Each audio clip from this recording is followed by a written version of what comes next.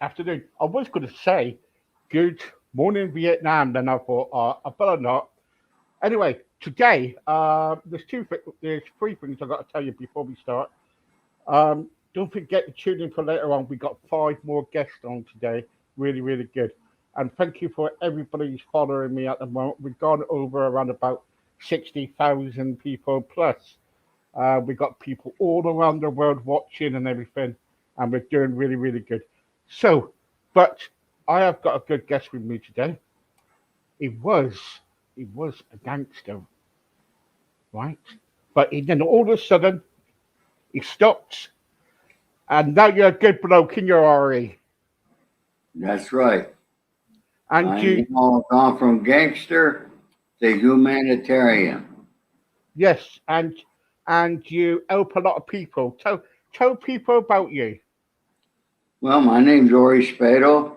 I'm the author of the book, a two-time best-selling author of the book, The Accidental Gangster, okay, which is available on my website, theaccidentalgangster.com, or it's on Amazon, of course.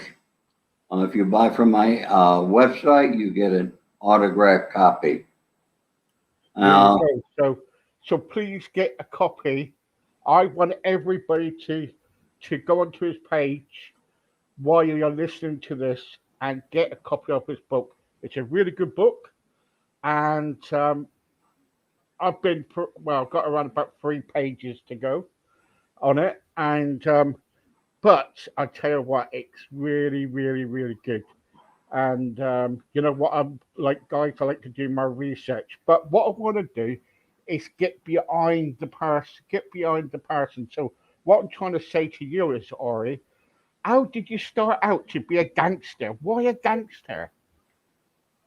well, I give that a lot of thought. I guess it was inbred in me or just something that at an early age, I was always for the underdog. As a kid, I always fought for the kids who couldn't fight, stood up against bullies, and that sort of thing. However, after high school, I joined the Army. I was honorably discharged after 3 years. And then I went back to my hometown of Rome, New York, where I got into the insurance business and I became a leading agent for the Prudential Insurance Company and a member of the $1 Million Roundtable. Eventually, it led to beginning my own agency called the Ori Agency in the automobile after sale market. I was actually the pioneer. I'm the guy responsible when people go into a dealership today, and the salesman turns you over to the business manager, manager. They got a lot of names, finance manager, and they start selling you all they have to sell products. Uh, that led to my first indictment, where my insurance license was taken from me. But through the years, I had met different people and I had to make a living. I had no license. But, since I was 12 years old, I began as a paper boy and then a bagger in a grocery store. So I've always been a hustler. And I ended up back in New York meeting the legendary couple of the Colombo crime family, Sonny Franchese. He and I became friends upon his death of over 40 years. He just died a little over a year ago at the age of 103. Gosh, gosh. Out here on Look, I was with the look. underboss, Jimmy Cacci. The trouble is, people say, people say about you. People say, right, you were a liar, a cheat, right? People say a lot about people. And the trouble is, at the end of the day, when you were a gangster, when you were kind of trying to get by every day, you know, so you had to play ball with everybody, didn't you? Really? Well, look, was I a liar? Was I a gangster? Okay. I always tell the truth no matter what. Even if I rob you, I told you the truth. I was doing it. Yeah. Okay. All right. But people are going to say good things. People are going to say bad things. Okay.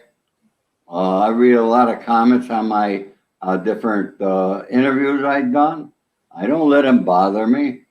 There's going to be people that hate me for, and that's going to be it. You know. I think you're I think you're fascinating. I think I kind of like actually love you for what you've done. Really, I think at the end of the day, when you're years ago, when there was not much work around, and if you wanted to make money and everything, the only one way of doing it is try to find money to kind of basically live, wasn't it? Really? Look, you people don't understand. Okay, the movies glamorize the life of La Cosa Nostra. It's not a glamorous life. You got to wake up every morning. You got to come up with a way. How you going to make $1 that day? We don't get paychecks every Friday like a lot of companies do. All right, well, we're not civilians, so we got to make our own way. We got to be creative. You got to be smart. You got to know what you're doing. Okay, and you got to be relentless. All Mm. right, no different than being successful in a legitimate war. It's the same thing, but it's Mm. much more difficult because you're being followed by the FBI, the organized crime units of various cities, and so forth. So Mm. uh, The you trouble got is, to though, do the something. FBI. The trouble is, though, the FBI was following you around everywhere, really, weren't they? They were saying that you was into this and that, and you were into was it robberies or something? You supposed Huh? to do some bank robbery or something? Oh, cable box robbery Yeah, that's it. Yeah, of the LA City Jail. yeah. Now, how many people are going to rob a jail? I did it. Okay. So, Hey, those kind of things excite me. All right. I'm up to challenges of things that I haven't done before, and I got to figure out how I'm going to do it, right, particularly if there's money there. right, In this case, there was a couple $1 million. right. Okay. So did you ever? So because you got caught, didn't you? Yes, I got caught. Yeah, and Uh, yeah. How long did I you? got caught. I ended up going to prison in 2008 on a Colombo family racketeering indictment. I did 5 years in prison. I never read it against nobody. I never would. And I take full responsibility for my life, the good, the bad, and the ugly. But it was my destiny. Everything I've done in my life has led me to who I am today. And today, I'm doing good things in a positive way, helping young men stay out of prison, helping young men get a job or a trade or find something that they love doing and stay out of a life of crime. It's not Yeah, worth it, young men. and well Okay. done for that. And in my book, I say if I could help one young man, then writing this book was well worth it. Yeah. I help several young men, and I do that on a daily basis. I get all sorts of DMs from people, young men who read my book that are doing extremely well. Because in my book, this is not about killing 100 people and all that bullshit that you see in other books. This book is going to tell you about my successes and my failures in my business life, how I overcome obstacles, how I achieve my goals. And in this book, what's not in this book, you're going to be seeing in a movie called The Accidental Gangster that's being developed as we speak right now. Right. Okay. Um. that's totally fine. That's really, really good, Ori. And I'll tell you what, and I hope the film and the book does really, really well because you deserve it. Because let's forget about the past. Let's look at what you're doing now, right? Because up now you're looking after young men who want to try to sort their lives around. You're doing a lots of good for people, and what moment was it in prison or was it when you come out of prison? What moment did you say, I've had enough of this? I want to get on with my life. You know, the moment probably came, obviously being arrested was something that I expected to happen eventually. I did not expect it to happen in the way it did, but then again, you never do. Okay. In 1997, an FBI agent told me, I will see the day you are chained, shackled, put on Con Air, and brought to MDC Brooklyn in New York. In 2008, 11 years later, he made it a reality. So, anybody thinking about a life of crime, you better think twice because your FBI and your other government agency, no matter where you are in the world, they got all the time, the money, the manpower, and they got all the best equipment. And nowadays, they don't even have to leave their office to know where you are and what you're doing. Mm. So, Yeah, my advice to every young man, once again, and if you want to, you can write me at the accidental gangster at Gmail or go to my Instagram and DM me. I'm on Instagram, the accidental gangster, of course. So I'm available if anybody needs some help or guidance. I'm more than happy to provide it. thank you so much. And this is why we do this. This is why we do this radio and podcast for. It's because to help people. That's what we're all about here. We like to help people, and we like to try to turn people lives around. So thank you so much for that. When you the trouble is in your kind of like let's go back to your past. In your past, as being what you call a gangster, say, how many people was working under you? Because if someone said to you a boo, I was told that you did have no hesitation. They either kind of like apologize or they shoot or got beaten up. Is that right? You got to repeat that. I was just saying, if you how many people worked under you? I had several people work under me. Right, okay. And And one thing when you have people working under you, it's like a legitimate business. You got to make sure these people are making money. Okay, right, and I make sure every one of my people made money. right. Is that any way that they make money or is it Anyway, anyway? Okay. Okay.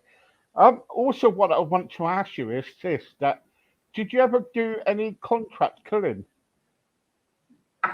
now what kind of a question is that? Okay, first of all, let me explain something to you. All right, there is no contract killing in La Costa Nostra. Right. Okay, nobody accepts money for contract killing. Okay, Okay. that's total bullshit, and anybody says it's true, they're full of shit. Yeah. Okay, Yeah. Yeah. all right, because involved with La Costa Nostra. All right, if you had to do the work, you got to go do it. All right, it's called work. All right, if you're Right. told to go out, do somebody, you had to do it. Right. No contract, no money. So, I don't know where this contract shit comes up and where people come and talk about it, but it's bullshit. Right. I don't watch podcasts. I don't watch my own podcast. But I have hundreds of people in the course of a week. They write me and ask me about this guy, that guy. I don't care what they're doing. I don't care what these other guys are doing because they got nothing to do with me. I got nothing to do with them. They got to earn a living. Let them go out and do what they got to do. What you're going to hear from Maurice Spado is the truth. Most people cannot take the truth. All right? Most people don't want to hear the truth. All right? You're going to get it, the truth. Somebody asked me, hey, yesterday, does so-and-so really know where Jimmy Hoffa is? There is not anybody alive that knows where Jimmy Hoffa is. His body does not exist. His body was disseminated one way or another. And even the guys who drove him to that restaurant that day did not know that he was going to be killed. Okay? So, and for these crazy conspiracy theories, it don't take a rocket scientist to figure out who's bullshitting and who's not. Yeah. I can understand. Anyway, how is your book getting on? It's a bestseller. Your book's a bestseller, isn't it? My book is doing very well. Yeah. Very well. I'm sorry if I upset you there. No, you didn't upset me. But what kind of question would you ask somebody if they did contract killing? Right. Okay. You follow me? Oh yeah. What kind of moron accept an informant? Only an informant will answer that fucking question for you. Yeah. Okay? Oh yeah. I was never an informant. And get that clear. Okay. I went away. I did my time like a man. Okay. It wasn't said to upset you. It was just. No, go ahead. You asked it. I told you. Okay. Yeah. Of course. The answer is no. Okay. So I bet you're glad that this film is happening about you then. Huh? I bet you're glad about them making a film about you then. Yes, they are. Yeah. And it's I think so who's gonna play in that film then, do you know? We got a lot of ideas of who. We've been throwing different names around. We'll have a budget this week, and then we'll begin casting, and we should know by the end of this month who's going to be in it. The names that we have, I cannot disclose them at this time. Right. Until it's there. Yeah. So have you kind of like now that everything's behind you and you're helping so many people now to get their life back on track? What's the most achievement you ever had in your life? What's the biggest achievement I ever had? Yeah. Having 3 wonderful children. Oh, brilliant. Really good. I'm glad. Being blessed with that. Yeah. Brilliant. Really glad for you. And also what I just want to ask you as well, if you had your life all over again, what would you change? Nothing. Nothing at all. Nothing. This was my life. It was my life. I'm the man on this skin. It was my destiny. I take full responsibility for everything I've done in my life. The good, the bad, and the ugly. Yeah. Okay? Yeah. I believe if you have regrets, then you're only thinking of negative things. And I don't think of negativity. I think of positivity. All right. Today, the sun will come up and it's a beautiful day. All right. And you got to think about the future, not the past. Because the past is gone. You're never going to see it again. So why dwell on it? Yeah. Okay? Yeah, there's a lot of people that tread on it, isn't they? Well, that's a lot of people. That's why those people never get ahead. Yeah, yeah, yeah. Also, you've got another book out too, isn't you, about there's another book that you've done about growing in business, is it? Something to do with growing in business? Huh? You've got another book out about growing business, being kind of like I'm in the course of writing another book. It's going to be called Think. right, Everybody knows the book Think and Grow Rich. And what's right, the thrill? Well, nobody think. That's what people see when they buy that book. Grow okay, rich. All right. You got okay, to think about how you're going to do it. So I'm going to teach people how to think. I'm going to teach them how to strategize. I'm going to teach them how to overcome obstacles. All right. okay, And you got to sacrifice if you want to be successful. of course, And of I course, mean sacrifice. Most people are too lazy, yeah, yeah, or yeah, most people make up excuse. I got to drive my children to school. I got to make my husband dinner. All right. I got to do this. I got to do that. All right. So the first thing that always falls to the side with negative people are the things that they should be doing. They're always doing something else and making excuses for what they're doing. So they will never be successful. And you got to develop your mindset. yeah. I've got a question here for you. Did any of your children get involved in the same gangster lifestyle? No, no, No, no, they didn't. No, no. no. All my children are legitimate children. Okay, they all very successful, each in different things, and they're all happy. Right. No, it's just that someone just came up with a question for you. Yeah. Okay. Look, Ari.